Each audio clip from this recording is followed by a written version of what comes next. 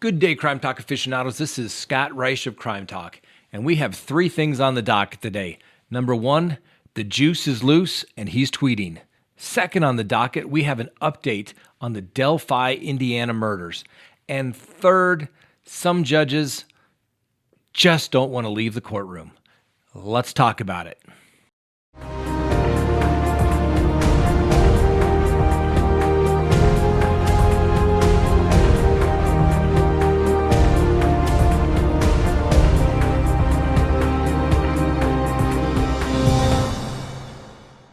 Good day, Crime Talk aficionados. This is Scott Reisch of Crime Talk, and thank you for watching. If you like our channel, please subscribe. If you like our video, please hit that like button and leave us a comment. First on the docket, the juice is loose and he is tweeting. For those of you who do not recall, OJ Simpson, who has been acquitted of the murder of his wife, Nicole, and her friend, Ron Goldman, is back in Nevada and is enjoying life.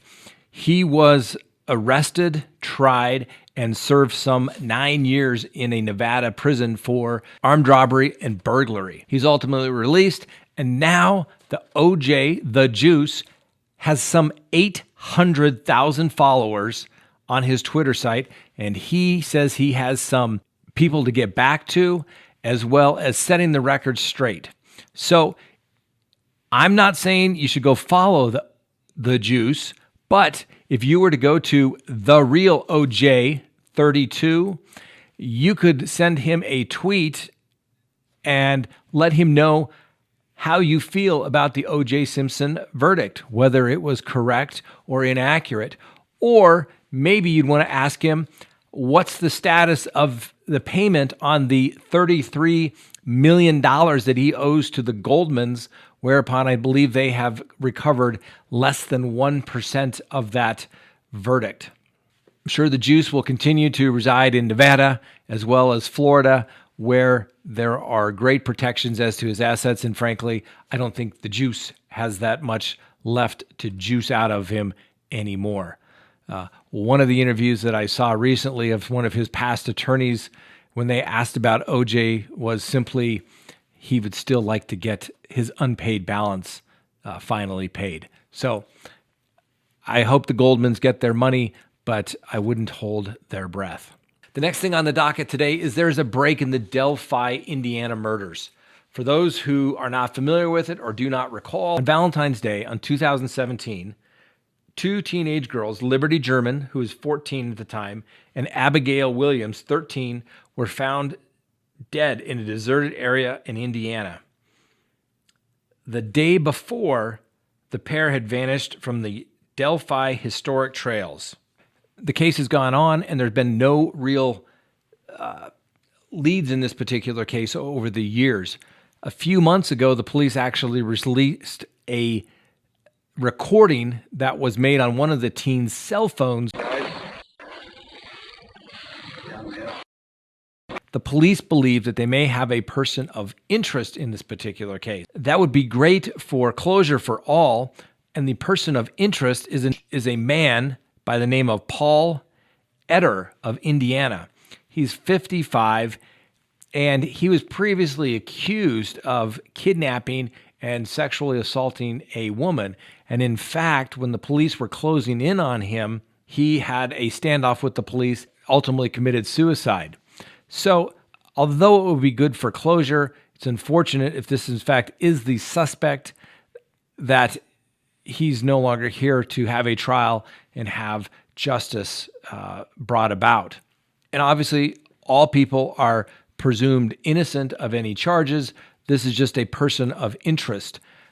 It's unclear why the police are saying he is the person of interest other than the similarity in charges. He lives in Indiana, and he, his whereabouts are unknown.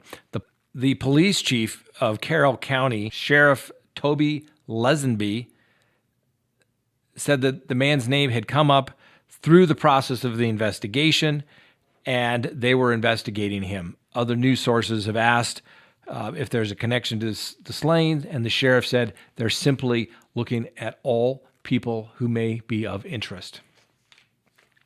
Let's hope something breaks on that case soon. And the final case is a judge who just doesn't want to leave the courtroom. This next case takes us to Hamilton County, Ohio, where a former juvenile judge, Tracy Hunter, who has been surrounded in controversy for many years, was ultimately sentenced. What had happened was she was a juvenile judge. She apparently had a brother who was involved in some sort of contracts related to juvenile justice.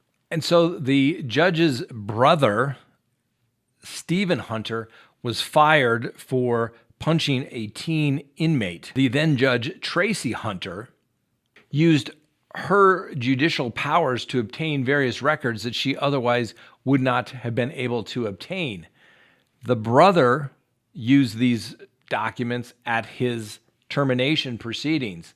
Ultimately, the judge was charged with and convicted of one count of unlawful interest in a public contract.